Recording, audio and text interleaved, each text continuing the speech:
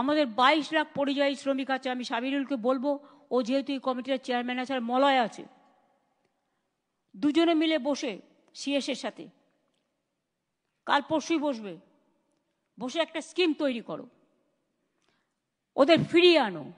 আমার দরকার নেই বাংলার বাইরে গিয়ে কিছু দালালের কথা শুনে যখন অত্যাচার হয় তখন তারা থাকে না, পালিয়ে যায়। বাচ্চাদের পর্যন্ত অত্যাচার থেকে রেহাই দেয়নি, মহিলাদেরও না। গুরগাঁওতে হরিয়ানায় 10টা ডিটেনশন ক্যাম্প করে লোক রেখে দিয়েছে। আসাম, রাজস্থান, মধ্যপ্রদেশ, ইউপি, দিল্লি, গুজরাট, এই মানুষগুলো পাশে আমাদের দাঁড়াতে হবে। একটা স্কিম তৈরি করা হোক, যেটা হচ্ছে যারা আসতে চায় তাদের ফিরিয়ে আনার ব্যবস্থা আমরা করব। আমরা কারো কাছে ভিক্ষে চাইব না। 2 হচ্ছে তারা ফিরে এলে তাদের নিশ্চয়ই এখানে থাকার জায়গা আছে, না থাকলে আমরা ক্যাম্প করে দেবো। তাদের রেশন কার্ড যাতে রেশনটা পায়, স্বাস্থ্যসাথী কার্ড ইমিডিয়েট ক্যাম্প করে দেবে। আর হচ্ছে তাদের আমরা কর্মশ্রী যে জব কার্ড হোল্ডার আছে, ইমিডিয়েট জব কার্ড হোল্ডারে সব কটাকে ঢোকাবো যাতে তারা কাজ পায়।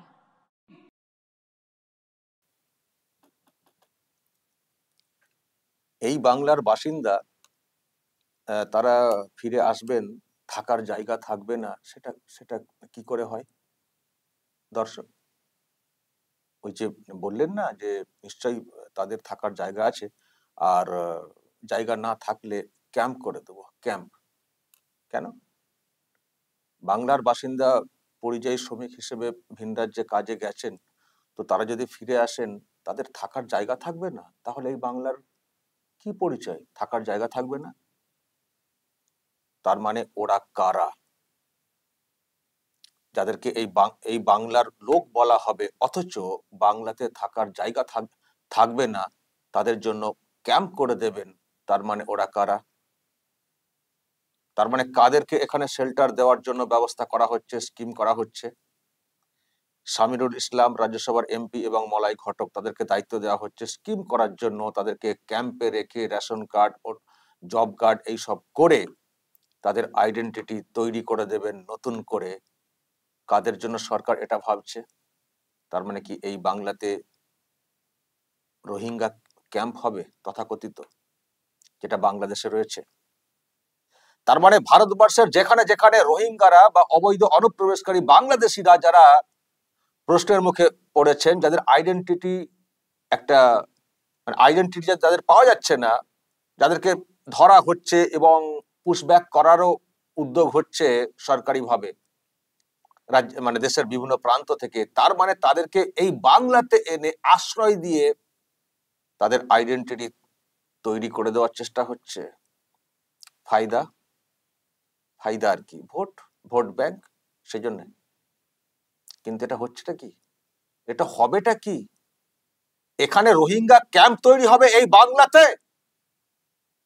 তা না হলে ক্যাম্পের কেন প্রয়োজন হবে? কেন আইডেন্টিটি থাকবে না? পরিযায়ী শ্রমিক হিসেবে বলছেন আপনারা, এই রাজ্যের মানুষ অন্য রাজ্যে গেছেন, আবার বলছেন কি হবে?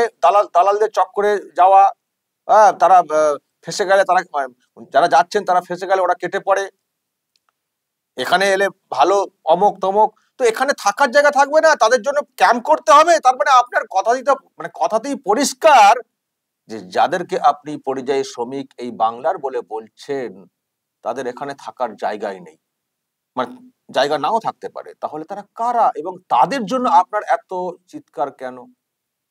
অনেকেই তো বলবেন, হ্যাঁ আমি বাঙালি কিন্তু আমার বাংলাতে থাকার কোনো জায়গা নেই, দিদি আমাকে জায়গা দিন।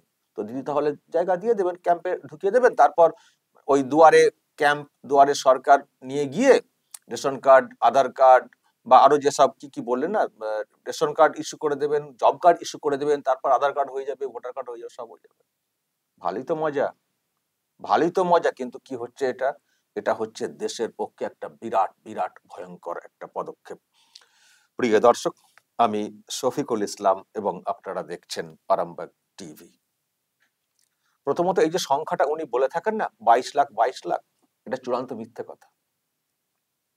আমি যদি শুধু স্বর্ণশিল্পী ধরি, গোটা দেশ কেন, শুধু মুম্বাই এক একটা শহর ধরলে যারা স্বর্ণশিল্পী যারা সংগঠন চালান তারাই তো বলেন এক একটা শহরেই তো লাখ লাখ, কত শহর রয়েছে যেখানে এই বাঙালিরা কাজ করেন শুধু স্বর্ণ শিল্পে। তারপরে আরো রাজমিস্ত্রি এই যে সেকশনটা, এখানেও প্রচুর লোকজন কাজ করেন, মালদা মুর্শিদাবাদ জেলার প্রচুর ছেলেরা কাজ করেন। আরো নানান সব সেক্টর, জরি শিল্প আছে, অনেক কিছু আছে, অনেক কিছু আছে। কাজ তো এখানে নেই, কাজ তো অন্যান্য রাজ্যে অনেক বেশি আছে। ফলে সংখ্যাটা 22 লাখ, এটা একেবারে একটা কমিয়ে দেখানো একটা সংখ্যা, দেখানো হচ্ছে যে মাত্র 22 লাখ। কিন্তু নিশ্চয়ই মনে আছে আপনাদের, যখন ওই কোভিড চলছিল তখনই এই সরকার পক্ষের লোকজনদের কাছ থেকে শুনছিলাম কত 42 না 45 লাখ, তখনই শুনছিলাম। সেটাও ছিল কমানো, কারণ সেটাও হিসেব ঠিক ছিল না, হিসেব বহির্ভূত অনেকে নিজেদের উদ্যোগে এসছেন, ফিরে এসছেন, তারা সরকারের কাছ থেকে কোন রকম কোনো সহযোগিতা পাননি, কোনো যোগাযোগই ছিল না। আমার মনে হয় কেউ কেউ হয়তো ওই নথিভুক্ত করেছিলেন ওনাদের পোর্টালে, সেই সংখ্যাটা হয়তো ওনারা বলছেন 22 লাখ। আমার এটাও কোথাও মনে হচ্ছে যে পোর্টালে যারা নথিভুক্ত করেছেন আমার মনে হয় না সেই সংখ্যাটাও ওনারা বলছেন বলে। আসলে মুখ্যমন্ত্রীর কোনো কথাই না আমার বিশ্বাস হয় না। আর এটা তো নিশ্চয়ই আপনারা বলবেন যে পরিযায়ী শ্রমিক অন্য রাজ্যে কাজ করছেন, সংখ্যাটা 22 লাখ যেটা বলছেন এটা অবিশ্বাস্য। মাত্র 22 লাখ এটা হতে পারে না। মালদা মুর্শিদাবাদ এই দুটি জেলা থেকেই যে কত লক্ষ বাইরে আছেন তার তো কোনো শেষ নেই। তারপর তো আরো তো অন্যান্য জেলা তো রয়েছে, যাদের ভোটে উনি জিতে আছেন তারাই কত বাইরে থাকেন, লাখ লাখ লাখ লাখ। আর কতজনকে প্রশ্নের মুখে ফেলা হচ্ছে, এই যে বলছেন এখানকার বাঙালি মুসলিম তাদেরকেও প্রশ্নের মুখে ফেলা হচ্ছে, কতজন। আর আইডেন্টিটি চেকের জন্য তো যে কাউকে তো সন্দেহ হলে তো চেক তো করতেই পারেন, কিন্তু কত মানুষ ধরা পড়ছেন বলুন তো রোহিঙ্গা বা বাংলাদেশি হিসেবে। সেগুলো তো একটা কাজ হচ্ছে, তো দেশকে দেশের নিরাপত্তা মাথায় রেখে সেগুলো তো একটা কাজ হচ্ছে, দেশের বাইরে তাদেরকে বের করা। তো এই কাজের প্রশংসা হবে না উনি বাঙালি সেন্টিমেন্ট করে অবৈধ অনুপ্রবেশকারীদেরকে রাখার উদ্যোগ দেখাবেন? তো ওই যে ঝাড়াই বাছাই হচ্ছে সেখানে বাধা দিচ্ছেন, এখন বলছেন যাদের কি আর কি সন্দেহ করে এইসব করা হচ্ছে বা যারা মনে করছেন যে আমরা রোহিঙ্গা বাংলাদেশি, চলে এসো এই বাংলাতে, আমরা ক্যাম্প করে দিচ্ছি, এখানে রেশন কার্ড জব কার্ড সব দিয়ে দেবো, এখানেই কাজ করে খেতে পারবেন, অদ্ভুত ব্যাপার দর্শক। তো আমি যেটা বলছিলাম এই যে সংখ্যাটা অত্যন্ত খুব কমিয়ে বলা, এটা একেবারে অবিশ্বাস্য, অনেক অনেক কোটির কাছাকাছি আমার ধারণা। আর ওনারা কিন্তু একটা মিথ্যা কথা চরম বলে যাচ্ছেন বাংলার মানুষকে, অন্যদেরকে ভুল বোঝাতে, যে অন্যান্য রাজ্যের পরিযায়ী শ্রমিক আমাদের রাজ্যে 1.5 কোটি কাজ করেন। চরম মিথ্যা কথা, কোনো হিসাব দিতে পারবেন? চরম মিথ্যা কথা। 1.5 কোটি নাকি পরিযায়ী শ্রমিক এখানে কাজ করেন।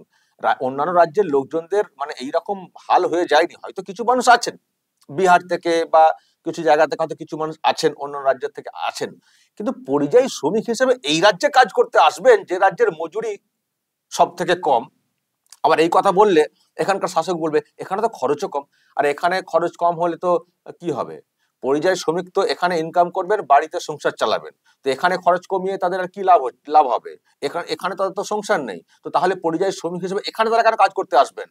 এখানে খরচ কম তো এখানকার বাসিন্দাদের জন্য যদি বলেন, আর এখানে খরচ কম, এটাও তো মিথ্যে কথা। এখানে পেট্রোল ডিজেলের পাম্পে যাবেন কত দাম দেখবেন, আর অন্যান্য রাজ্যে পেট্রোল ডিজেলের পাম্পে যাবেন কত দাম দেখবেন। আমি শুধু একটা উদাহরণ দিলাম। তো এইসব গাঁজাখড়ি কথা, মজুরি কম, তো এখানে কেন অন্য রাজ্যের পরিযায়ী শ্রমিক এখানে এসে আসবেন বলুন তো, কাজ করবেন বলুন তো? আর যদি সত্যি এখানে ঠিকঠাক বেতন হতো, এখানকার ছেলেমেয়েরা কেন অন্য রাজ্যে কাজ করতে যাবেন বলুন তো? এসব গাঁজাখড়ি কথা না। এখান থেকে 22 লক্ষ বাইরে আর 1.5 কোটি এখানে কাজ করতে এসছেন অন্যান্য রাজ্য থেকে, পুরো চরম একটা মিথ্যে কথা।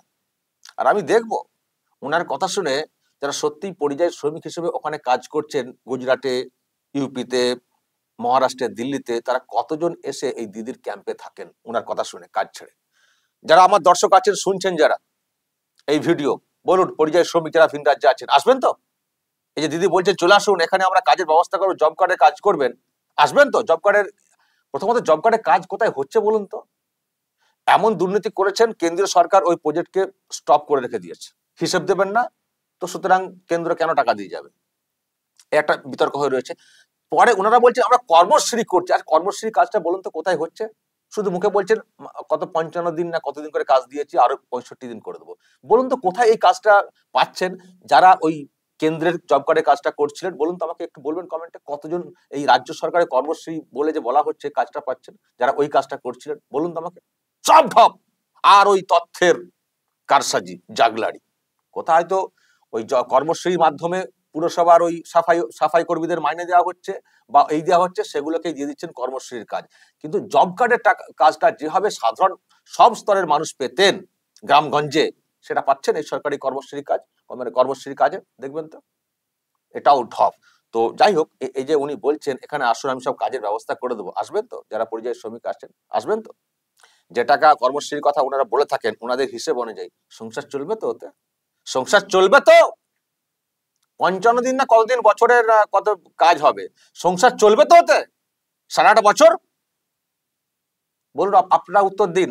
আমি আর কি বলবো, আপনারা উত্তর দিন। মুখ্যমন্ত্রী ডাকছেন, আগের দিন একবার বলেছেন রুটি নাকি হাফ হাফ করে ছিঁড়ে খাবেন আপনাদের সঙ্গে, দরকার নেই ওখানে থাকার, আপনারা নাকি খুব সমস্যায় পড়ে যাচ্ছেন বাংলায় কথা বলতে গিয়ে। সত্যি আপনারা বাংলায় কথা বলতে গিয়ে সমস্যায় পড়ে যাচ্ছেন? উত্তর আপনাদেরকে দিতে হবে পরিযায়ী শ্রমিক হিসেবে। আমি যে ভিডিও তৈরি করছি, যারা আছেন পরিযায়ী শ্রমিক, দিদির এই যে প্রস্তাব, তাতে আপনাদের কি রিয়াকশন? আপনারা কে কোথায় আছেন, জায়গার নাম উল্লেখ করে কমেন্টে আপনাদের যা ইচ্ছা বলার আপনারা বলবেন। জায়গার নাম উল্লেখ করবেন, নিজের নাম যদি বলতে চান বলবেন, না বললে নাও বলতে পারেন। কিন্তু আপনার এখানে কোথায় বাড়ি সেটা না বললে চলবে, কিন্তু কারণ এখানে আবার আইডেন্টিফাই হয়ে যাবেন না। তো কোন রাজ্যে রয়েছেন, কোথায় রয়েছেন, সেই জায়গার কথা উল্লেখ করে কি শিল্পে রয়েছেন বলতে পারেন। এবং দিদির এই যে প্রস্তাব ফিরে আসার, তাতে আপনাদের কি মত অবশ্যই বলবেন। আর দর্শক আপনারা বলবেন, এই যে এখানে যাদের থাকার জায়গা নেই তাদের জন্য ক্যাম্প করার যে একটা প্রস্তুতি, এটার আসল উদ্দেশ্য কি? এই ক্যাম্পটা আদতে কাদের জন্য বানানো হচ্ছে? নিশ্চয়ই দর্শক আপনারা বলবেন, যা বলার বলবেন এবং নজর রাখবেন আরামবাগ টিভিতে।